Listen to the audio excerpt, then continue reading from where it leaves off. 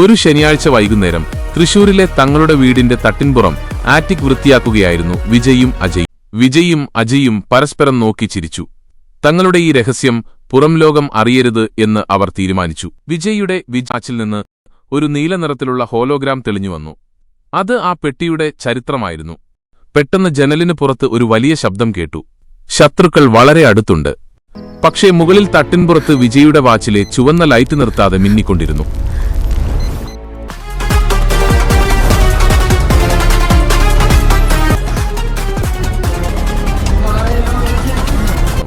എവിടെയോ ഇരുന്ന് ആരോ ഇവരെ നിരീക്ഷിക്കുന്നുണ്ട്.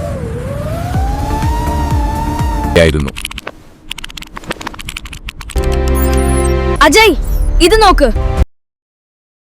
ചേട്ടാ, അവൻ നമ്മളെ തേടി ഇങ്ങോട്ട് വരുവോ? വരും അജയ്, പക്ഷെ നമ്മൾ തയ്യാറാണ്. പെട്ടെന്ന് മുറ്റത്തുനിന്ന് ഒരു വലിയ കാറ്റ് വീശുന്ന ശബ്ദം കേട്ടു.